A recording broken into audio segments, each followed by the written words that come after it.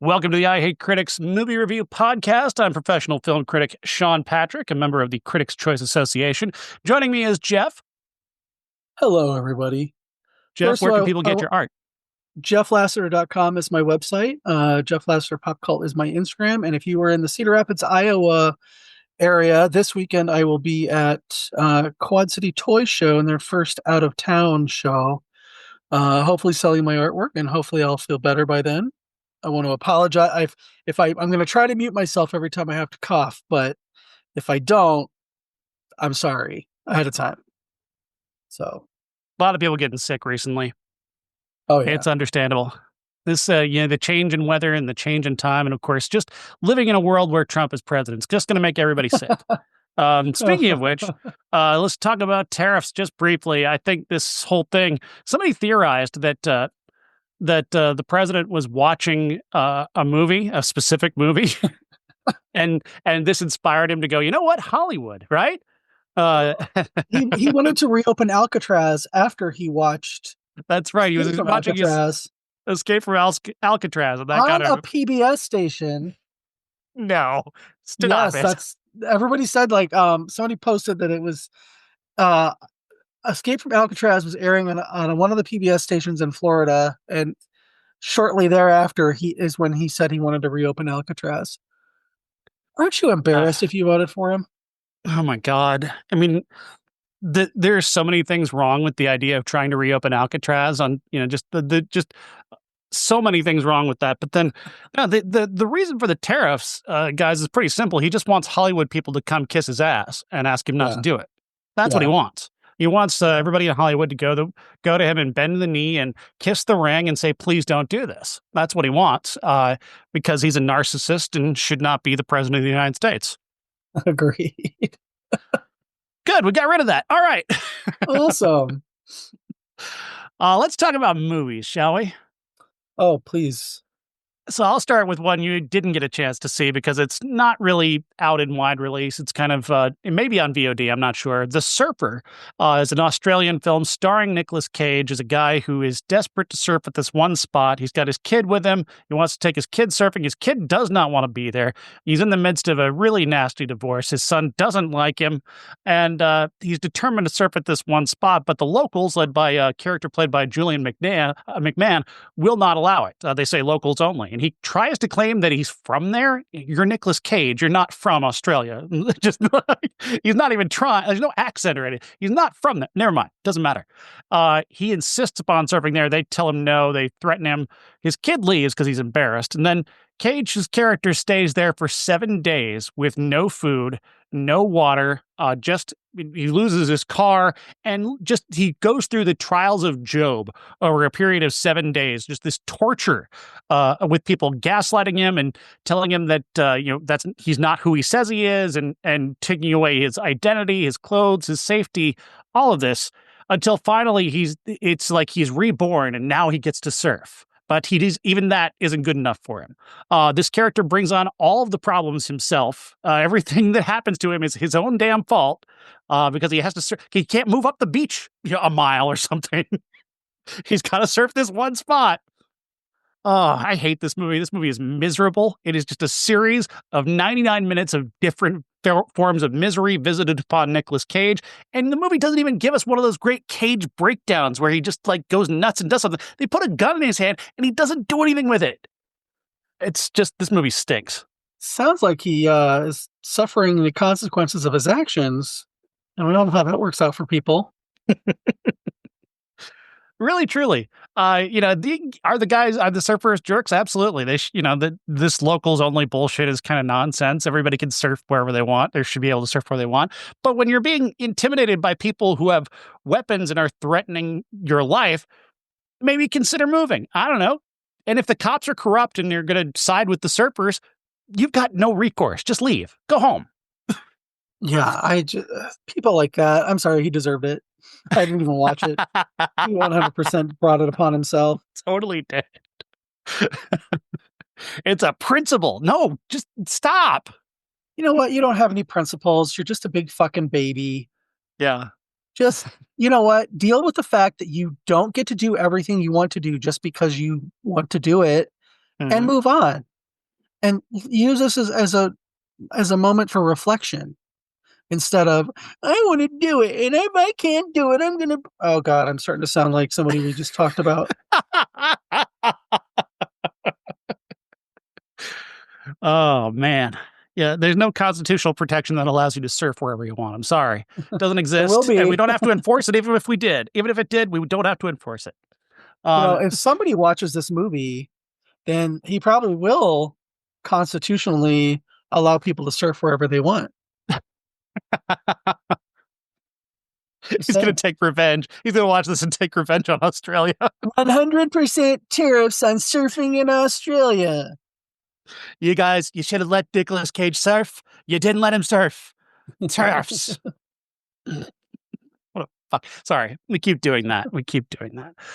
Let's get on to other movies, the ones that we actually both saw. So let's talk about David Cronenberg's new movie, The Shrouds. This is a very intriguing story starring Vincent Cassel as a man who operates a series of high-tech cemeteries that allow you to view your dead loved one in the grave. He's done this mostly for himself because this somehow brings him comfort to see his late wife, played by Diane Kruger, in this form. Through this, he ends up seeing something happening to her body. There are these little growths happening to her bones. And this leads him to a whole big conspiracy that eventually kind of takes away his company and takes down his network and seemingly could be ruining him. And there are characters all on the periphery. Diane Kruger also plays her own twin sister. We've got Guy Pearce playing his former brother-in-law, who's now separated from Diane Kruger, and other various characters who show up here. This is a very personal story for David Cronenberg. He wrote this after the death of his wife, Carolyn, and as being Cronenberg, he's got a very unique way of dealing with grief and death, and that's through body horror and just kind of going deep, deep inside. What did you think, Jeff? I've been a fan of David Cronenberg for a long time, and I realized that some of his stuff can get a little heavy-handed and pedantic, and this was definitely an example of that because I checked my watch every 20 minutes. Wow. Um, I thought it was an interesting idea. I thought there was some good stuff in it. It was about 30 minutes too long. I felt like there was something missing, and I don't know if it was just like some action that happened once in a while. It seemed like there was a mystery, but he didn't want to pursue it. He just kept putting it off a little bit at a time. There was no forward momentum in a lot of it. Um, I like Diane Kruger, knowing that she is somebody who has to rehearse. And when I listened to David Cronenberg on Mark Maron's podcast, and knowing that she's somebody who likes to rehearse, and she got there and didn't know that there would be no rehearsal, I kind of got that impression. um, just based, I mean, she was amazing. She was my favorite part of it, as the sister, because she seemed the most grounded of anybody. Vincent Castle's character is just a man who has more money than taste or sense, and that he would do this in the first place. And I understand this comes from a place of grief for David Cronenberg, but it was just disrespectful to the dead. And as somebody who, like, when my mom died, I had dreams for months of her in her casket, and I would never, ever, ever want to think about that, much less see it. And having having him see this and not be upset at all about it, but more like fascinated, and the fact that oh, she's got these growths. What are those? Oh, and then the sister calls it out, and he's just kind of like, well, I don't know, maybe. And then it just didn't go anywhere for the longest time. And then every time it got going and there was some sort of forward momentum, it's like it stopped for an unnecessary sex scene, or, just, I don't know. It was super slow. Um, Lugubrious, is that a description I can use for this? I just I and maybe it was because I was not feeling well when I saw it, but Hmm. I kept wanting it to just be over. And then it's over, but there's no real resolution to anything Uh-huh. for me. Um, Yeah, suddenly the new woman in his life is like the old woman. It was kind of like, okay, I don't know, I don't care anymore. I've sat through this 2 hour movie, wishing it was shorter, wishing it had moved somewhere, and then it just stops. I'm on the complete opposite end. I loved this. I thought I think what Cronenberg does here is so interesting because he's taking this sort of familiar modern plot of, you've got a hacking and an environmental terrorism trying to take down his company. So there's this like typical thriller plot happening, but he's more interested in the vibe. And the vibe is just grief and sadness and personal exploration. And I thought Vincent Cassel's performance for me, I thought it was just like incredible because I thought he's really kind of examining himself throughout. And yes, all these big dramatic things are happening, and he's kind of trying to keep his head. And there are those moments where he can't do it. And when he comes out of that, I found it really striking when he did, whether it was for the various sex scenes or it was finally kind of lashing out towards Guy Pearce. I was really engaged by that. And like I said, the vibe, I felt this movie all over me, just kind of a wave. I felt like I was in a shroud like the entire time while I was watching this because I felt enveloped by it. I loved how this looked, the sleekness of it. He's got such a beauty to so much of the disgusting sort of gross stuff that he does. The body horror with Diane Kruger or going inside of the graves. Everything is so sleek and modern, and then you juxtapose it with those scenes of degradation. It's very striking. I found that incredibly striking, and I loved the ending. It just ends like like just Cronenberg telling you, I didn't really care about that other stuff. This is more interesting to me. This guy is not improving. He's just taking one problem and replacing it with another one. I thought that was a really interesting insight into him and how he feels and his own grief and again, he's just an absolute goddamn master. And yeah, I really loved this. I'm glad you enjoyed it.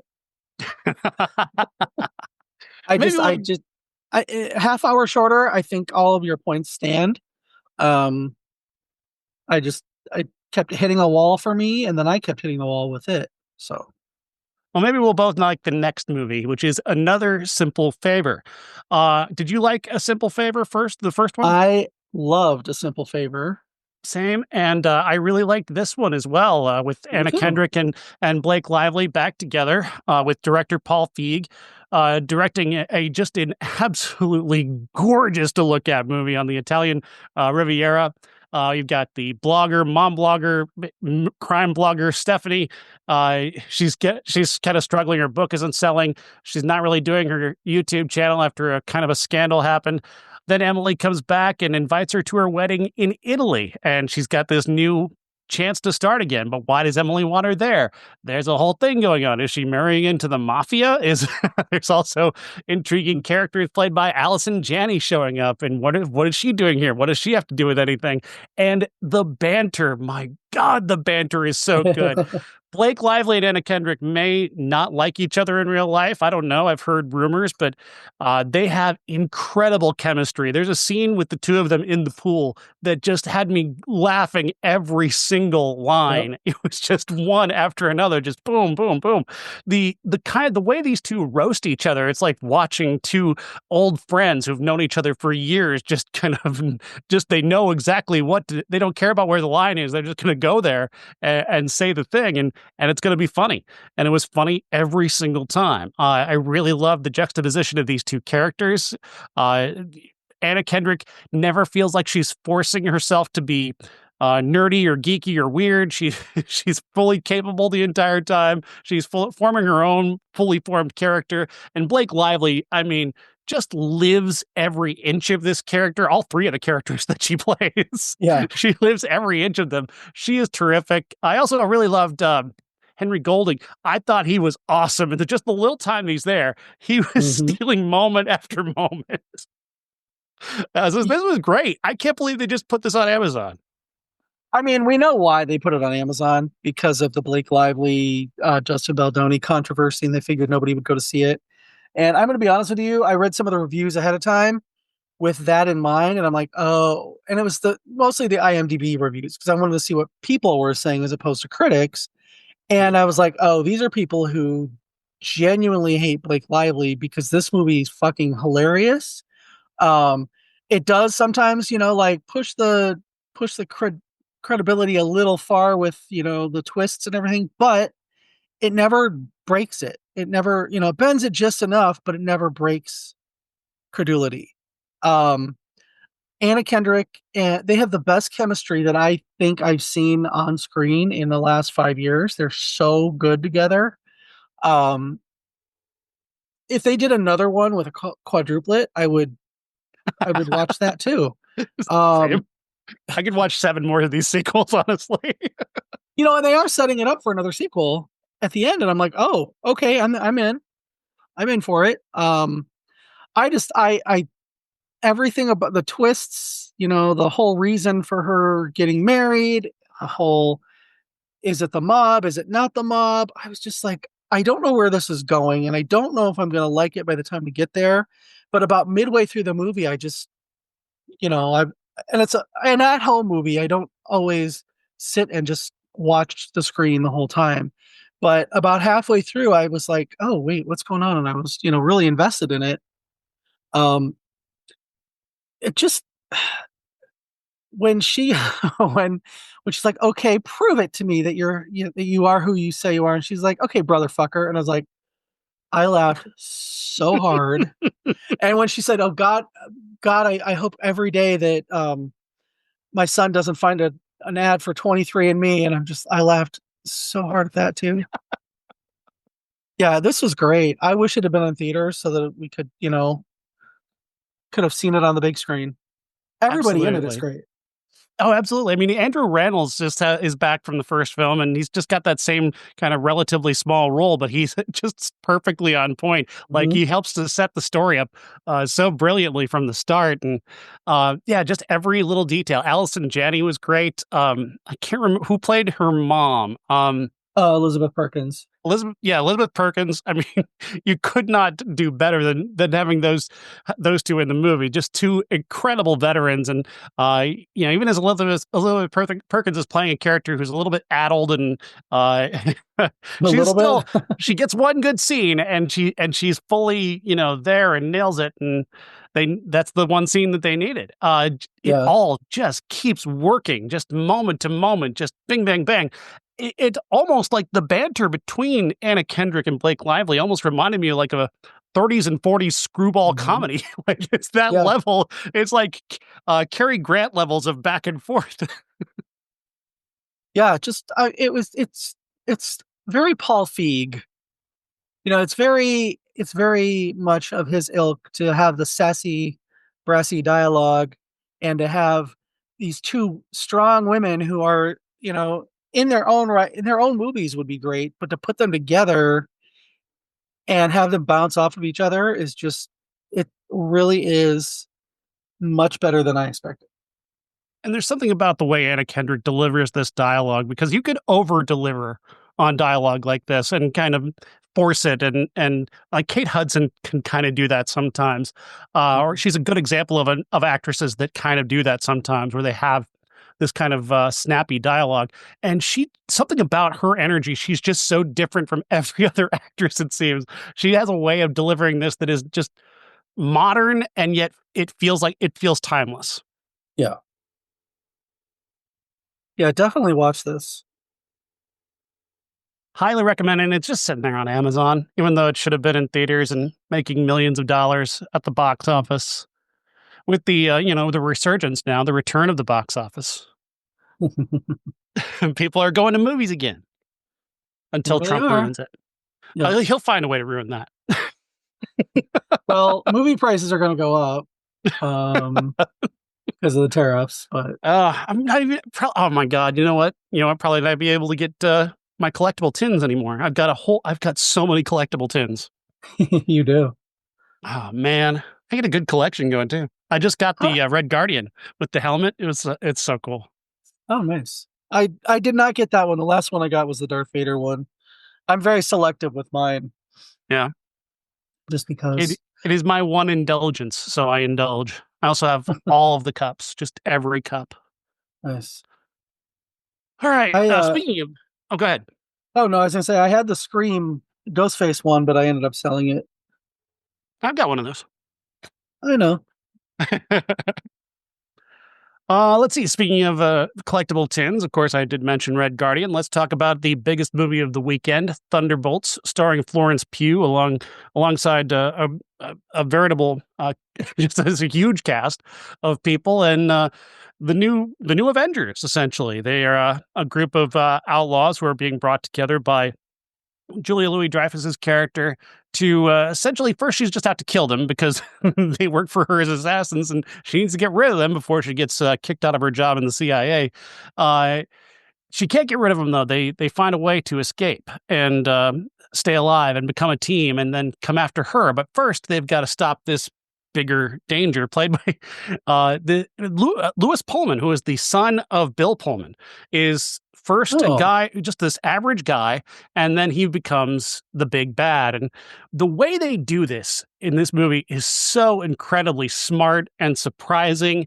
Um, I was surprised all the way through this movie about the level of commitment to the emotional story and filling out these characters as opposed to just action scene, comedy beat, action scene, comedy beat.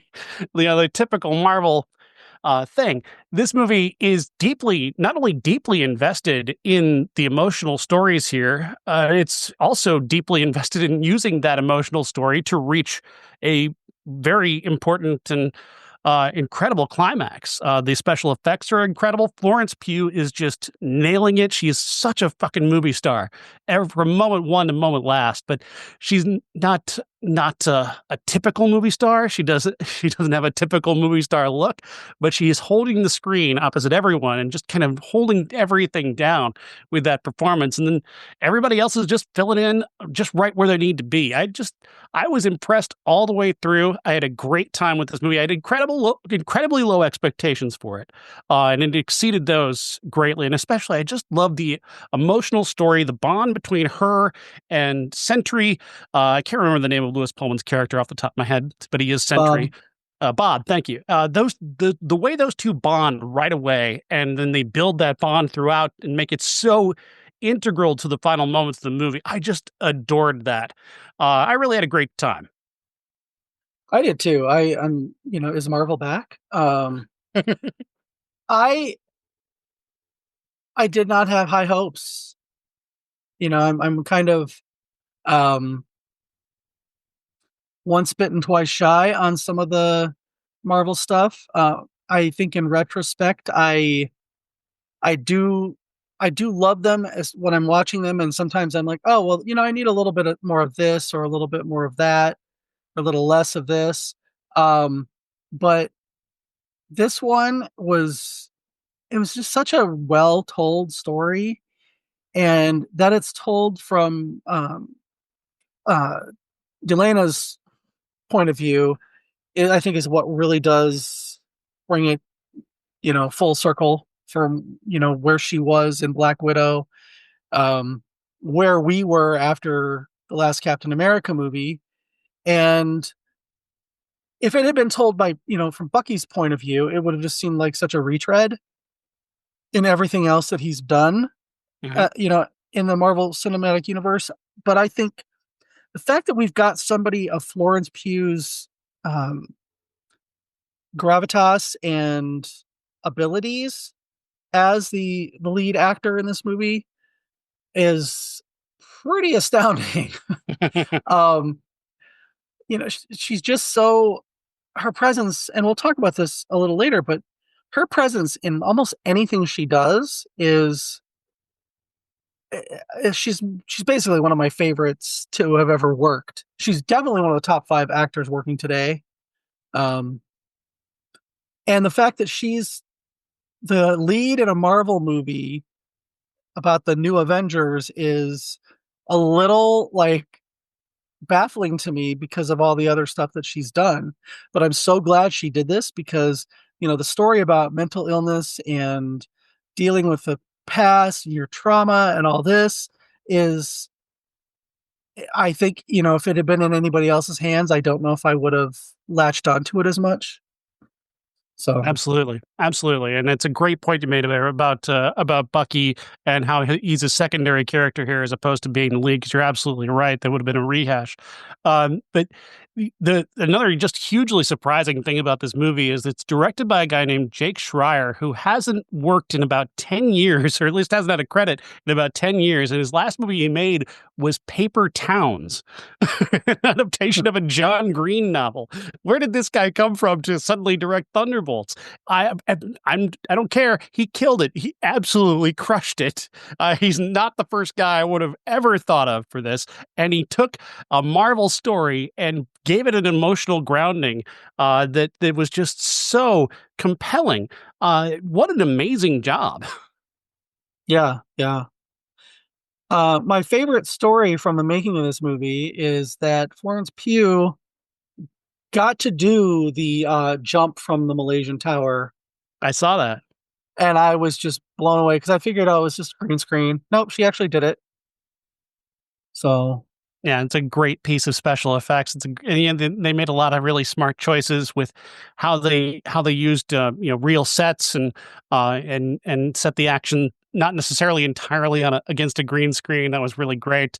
I really was kind of worried. The biggest worry I had was that David Harbour was going to get on my nerves because he got on my nerves a bit during Black Widow with his constant mugging, and that tends to be his style is to mug, but God damn it, they took that character and made him an emotional anchor as well. His relationship to her and the big moment that they have right before she goes into the dream sequence area, or she goes in Bob's, universe. She has this big emotional moment with him. And then, we find out about the title, and then the title has this kind of emotional mhm. importance to it that I just could never have predicted. It's also very funny. This movie's got an incredible sense of humor. There are a number of really great laughs in this movie. Lewis Pullman again in the post credits scene, it just shows up and does one quick bit that's just very funny.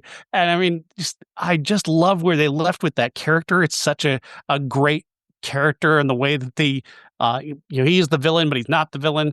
Then Julie Louis Dreyfus is the villain, but it's weird. It's such a fucking unusual way to make a Marvel movie, and this is kind of the approach I hope they go with going forward. Everything about like the last Captain America movie just felt like a retread. It felt like we're just doing Marvel. We're just doing what we always do, and to take something like this and make it your big summer tentpole, plant it right in one of the biggest parts of the year, and say this is the future of the Marvel universe. Like it's bold and deserved. Mhm. I gotta say, the whole Red Guardian shtick was wearing a little thin until they had that moment that you were talking about. Yeah. I was a little like, okay, let's stop talking like this. Like for a minute, I was like, okay, can we bring it down a little bit, Dave? Um, but I had such a good time. I was sitting next to this guy who he just happened to pick the seat next to mine. It was a full theater on Thursday at 2 o'clock in the afternoon. But the whole time, I was watching the people around me react, and they were so into it. I didn't hear a single negative word on the way out, which I did during Captain America. Um, I, I just everybody, I think they got it, which is sometimes it's a little difficult for um, movies that have the underlying message, so to speak, Mhm. for people to get. I think that's what I'm trying to say, but not that audiences are stupid, but a lot of people that go to see these movies. I mean, we've seen it with the people who call everything they don't like woke because Yeah. it deals with stuff below the surface as opposed to just shooting and all that. So, um, and I didn't really get any of that. I think everybody just liked it so much that I was surprised. I was surprised I because if I like a movie, you know, people tend to not like it. So I mean, even my fellow critics who tend to be pretty grumpy about these things, even grumpier than me about these things, they seem to like Hmm. it. I think it was at 80 some percent positive on Rotten Tomatoes, which, Yeah. yeah, again, a nice bounce back for Marvel. Yeah, it was just again the low expectations help. let's not let's not get too out of hand here. The low expectations did help, but I do love thinking back now to that smart pivot they made during the run up to this movie when they put out that trailer hyping up the number of different people from independent film and A24 movies that were working on this movie. You can find that spine right there in that story that they tell in this movie is the spine of an independent movie with the care for these characters and the care for the emotional story being told and how you take the emotion and make it the most important thing. The healing from trauma and the way to kind of cope with trauma becoming something that is so incredibly important to that final act. You can feel kind of, like I said, the spine of an independent movie within this big Marvel film, and it just makes that move that they made so much smarter now, even smarter than I thought it was at the time. Yeah, I was really surprised that that they leaned into that because it's so unlike Marvel. But I'm really glad that they did because I mean, the people and the cast and the crew and everybody in this just was kind of a cut above. And I think that those, lowered expectations after the last couple of movies. I also think that, and I know that we are a liberal podcast. I think though that um, the backlash against the quote unquote anti woke people Mhm. is starting to take root a little bit. And even people who, hated Star Wars The Acolyte because there were space lesbians in it, alleged lesbians, they're never explicitly lesbians. Even those kind of people are starting to say, yeah, maybe we're wrong a little bit. And I think that that has a lot to do with what else is going on in the world and how the attacks on people are just constantly coming and coming and coming. So maybe those kind of people are reassessing. I don't know. But maybe that has something to do with uh, across the board good notices for Thunderbolts. Yeah, I'm very happy to see it. And of course, a lot of the success of this can be attributed to the star, Florence Pugh, who does an Mhm. incredible job in this movie, leading the way. And of course, in place of our usual classic, we're just going to talk about her. We're just going to enthuse about how much we like her. And it's not going to be, it's not some creepy thing. Jeff's gay. It's fine. We could, I'm not going She to is a creep on gay her. icon. We're going to talk about just what an incredible actress she is because she very much is, and we wanted to highlight a few of the things that have stood out for us. And of course, we'll start with Midsummer. I'm kidding. I'm No, kidding. you know what? Let's get that out of the way because when you suggested this, I said it's just going to be us talking about how much we love Midsommar, right?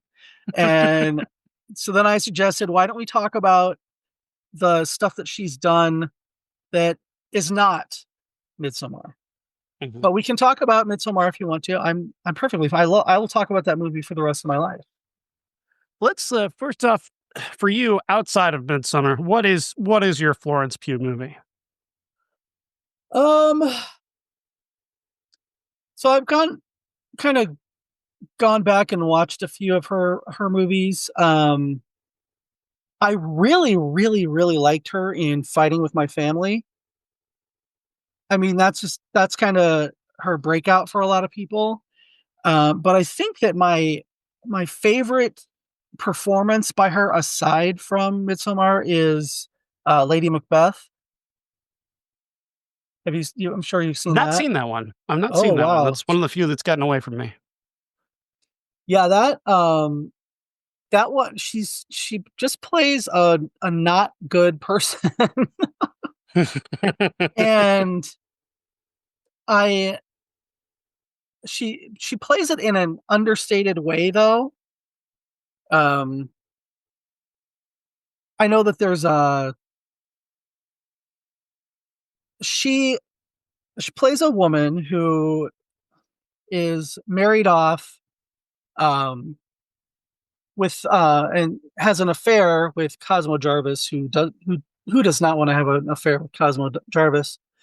Um, the description, the quick plot summary: in 19th century rural England, a young bride who has been sold into marriage discovers an unstoppable desire within herself as she enters into an affair with a worker on her estate. Everything that comes out of that Uh-huh. is it's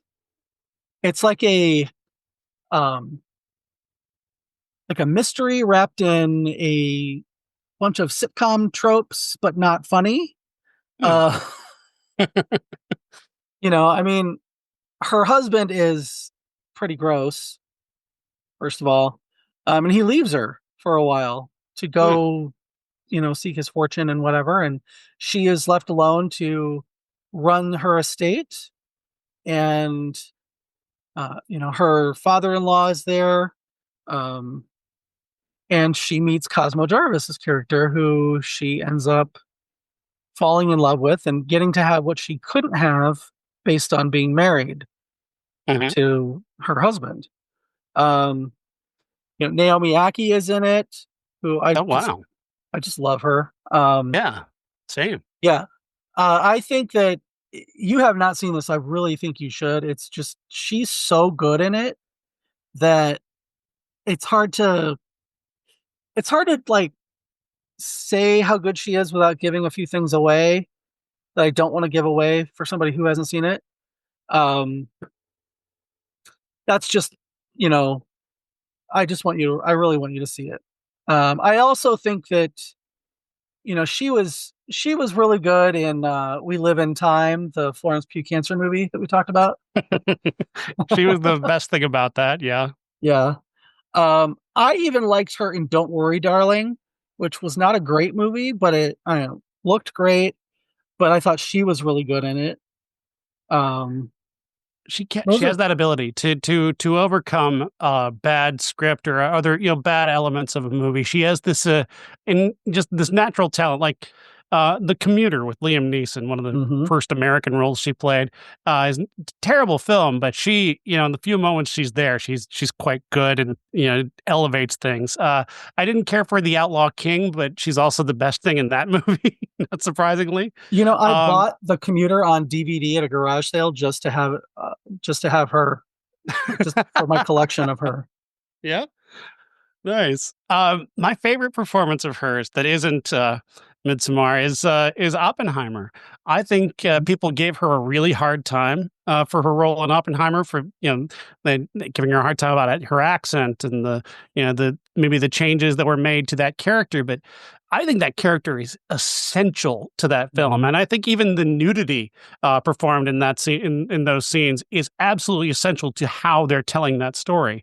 Her and Cillian Murphy, I thought, were incredible together, and I thought she just punctuated every scene with this just the right amount of energy, the right amount of you know questioning him and raising him up. She's just essential for creating his character and who he is. We get so much emotional exposition in just the few minutes that they're together. Um, from just those two talking. It's I just She's just such a smart actress. She's got such amazing instincts. And I thought what she did with that and what she and Nolan did with that, especially using her body to shift the focus around in that scene and to keep you off your balance, to surprise you, to just catch you doing something else while they're trying to, deliver all this important information. It's just, I thought it gave it a real charge. And she's just amazing at doing that, of making a very typical scene feel different just by her energy. Yeah, agreed. Agreed. One of the things I love about her is that she doesn't feel the pressure to conform to Hollywood standards as far as like body and all that. She's looks like an actual person. Mhm. Um, she, she has a unique voice.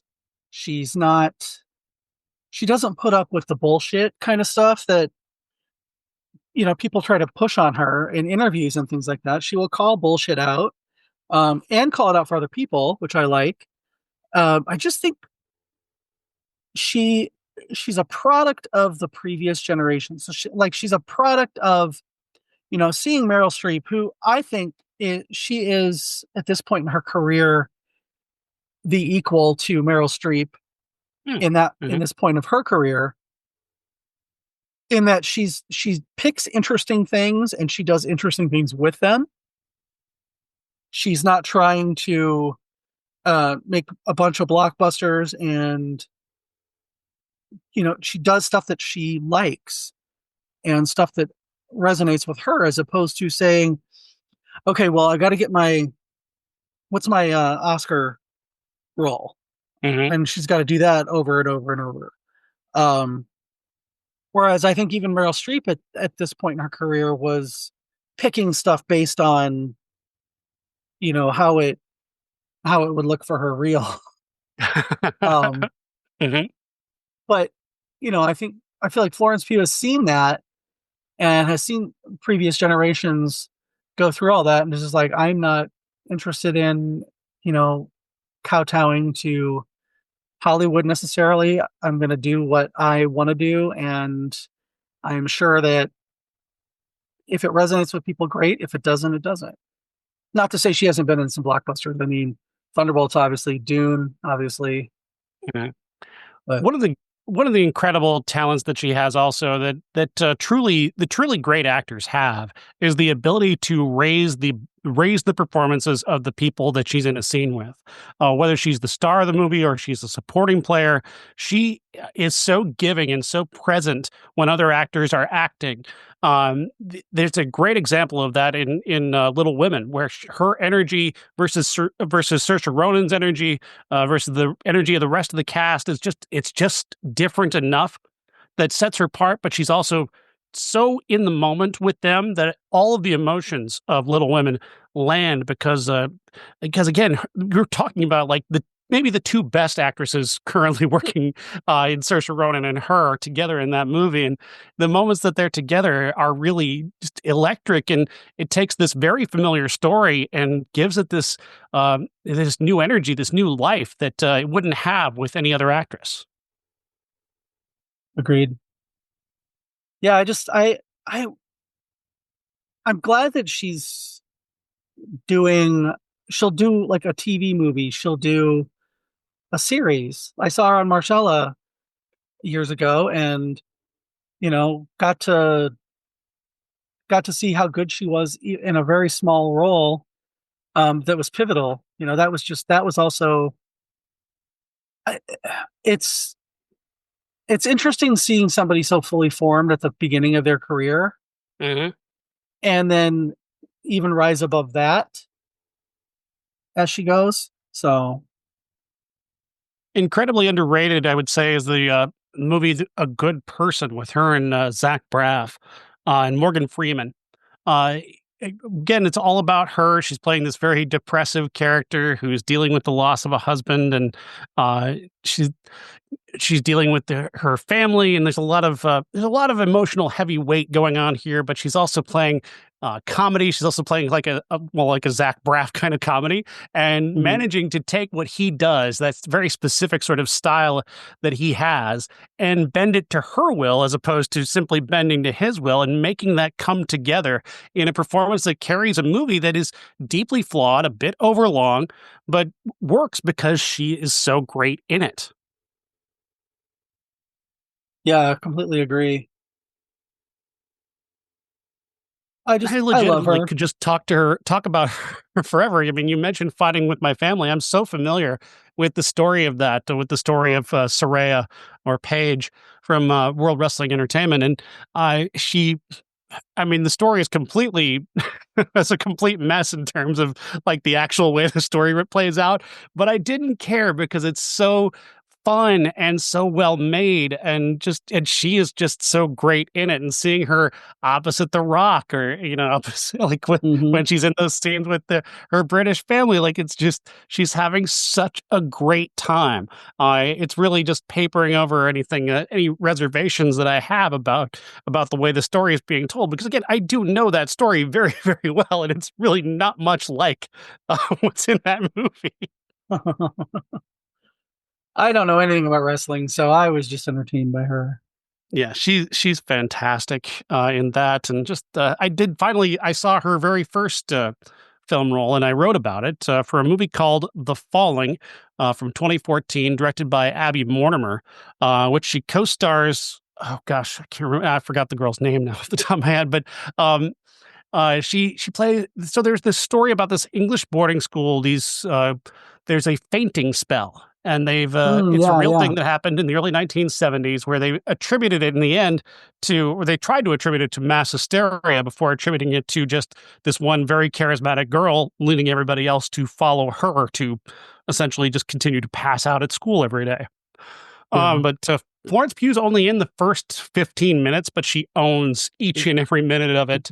Her relationship with her best friend, played by Maisie Williams, who's the lead in the movie, is very fraught and exciting. And again, for 15 minutes of a performance, she holds the screen perfectly. She's again a fully formed actress in her very first, you know, co-leading role, and not a leading role. I mean, again, she's out of the movie pretty quickly, but it just does such a great statement. Even as the movie itself, I don't think is very good, to the point where after she goes away, I didn't want to watch it anymore. I was like, okay, all right. I had to fight my way to get to the end of this movie because I was so bored once she left the movie. Yeah, I think I started to watch that, but I don't think I ever finished it. Maybe it was because of the fact that she wasn't in it after. Yeah, she goes away far too quickly, but fantastic. Do you want to say anything about Midsummer before we wrap up? I want to say all the things about Midsommar. I, God, that movie is just, it's every time I'm at a show and people see my Midsommar print or stickers available on my Etsy shop, link on my website.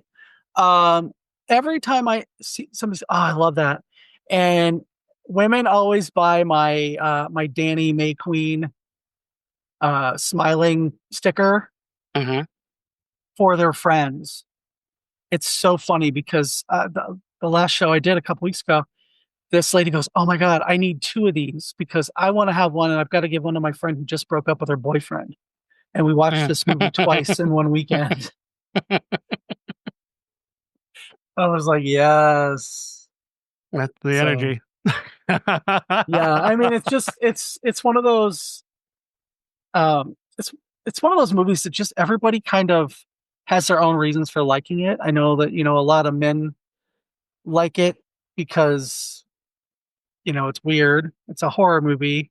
There's a lot of like cool murders in it or whatever. Um, Right? women like it for a variety of reasons, and gay men like it because they're at the end they're like, "Yes, girl, got it." Um, yeah, I mean, we did all record a show together when that movie came out a few years ago. So you want to Uh-huh. go back in the archives and find it, you can hear like um my full thoughts on it. I would love to see her do something like that again. Um, although I don't know, not necessarily that, but I'd love to see her work with Ari Aster again. Yeah, Um, I'll see anything he does. my dream is for her and Tony Collette and Parker Posey to be in a movie together, That directed by Ari Aster that might or be even too much. Christopher Landon. That might be too much. Yeah, no, Midsummer is just the most memorable experience of my life going to the movies. I remember just walking out of that theater, just muttering to myself aloud, "They sewed him into a bear and set him on fire," just over and over again, because I could not believe what I had seen. And it was just, I was in a fugue state all the way from leaving the theater to getting home. Uh, Not unlike what happened after I saw The Substance.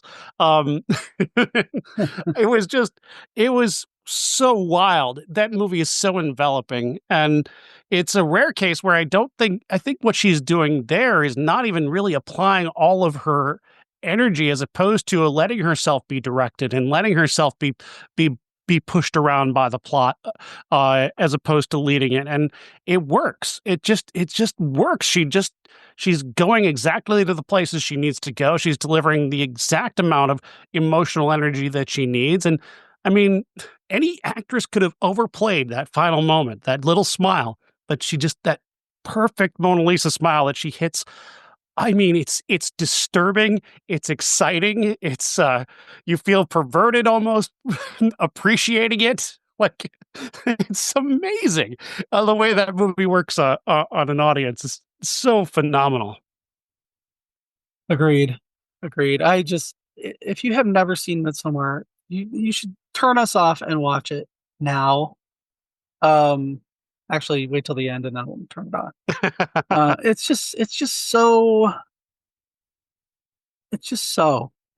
Yeah. perfect. It's perfect. I mean, really, So, truly. I mean, do I found some flaws, like say with the director's cut. I definitely understand why they cut those scenes. I feel like those scenes needed to be cut. I think the movie's better for those cuts. I think the movie's perfect because they cut those scenes. Honestly, so I love Midsummer. I love it. mhm. Me too. All right, weird weekend coming up. We've got 3 new movies in theaters, none of which looks any good. Um, Fight or Flight with Josh Hartnett, Shadow Force starring Kerry Washington, and Clown in a Cornfield. I listened to that book last year, and I don't know. I don't know. I heard they were taking that movie out on a road show, but this is just a regular weekend release here. It's just going to regularly just be in theaters. I don't quite know exactly what they're doing. I'm actually watching it tonight. Oh, are you? Yeah, the film critic thing, I gotta flex Yeah, a I little gotta bit pay for it. sometimes. I gotta pay for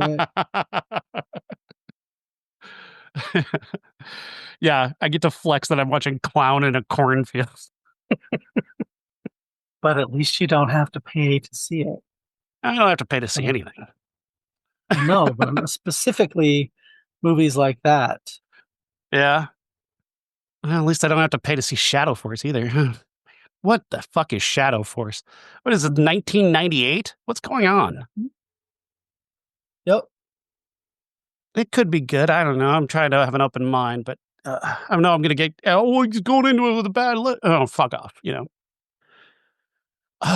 You're gonna. I mean, critics are not above going into a movie with a bad attitude. It's just we're all humans. We're all human beings. It's just that's the way it is.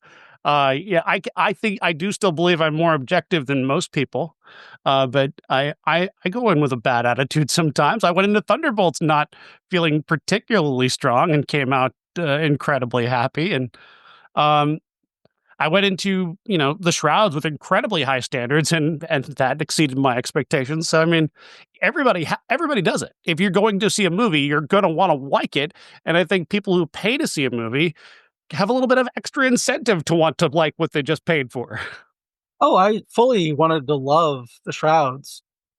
Um, I mean, I went into that thinking, oh, this is going to be great. It's David Cronenberg, and I loved what he said about it. And then I watched it, and well, you heard what I said. Yeah, I fully expected to not like Another Simple Favor. So, really.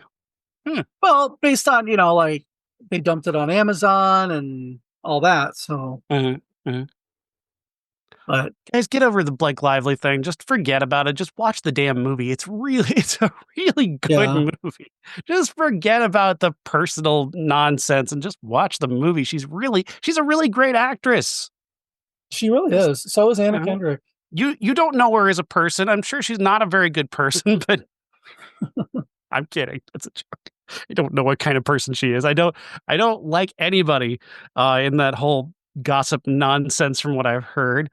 But I don't hold it against any of them. I just won't just do the work. Just do the work, and the work Yeah, here in Another Simple Favor is very, very good.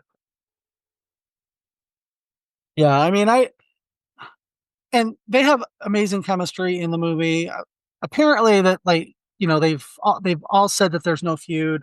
Paul Feig said there's no feud. So yeah, yeah. Just go watch it. It's so good.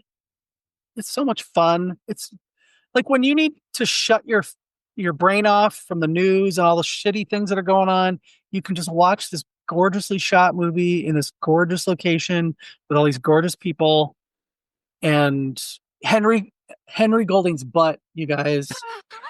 Finally, finally.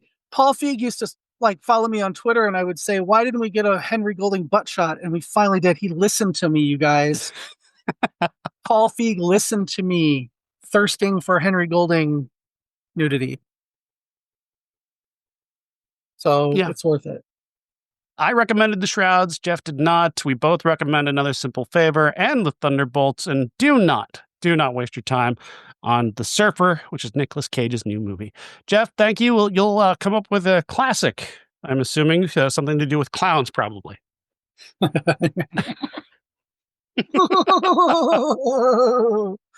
going to see if my niece wants to go see Clown in the Cornfield. She loves clowns. You're a cruel bastard. I really am.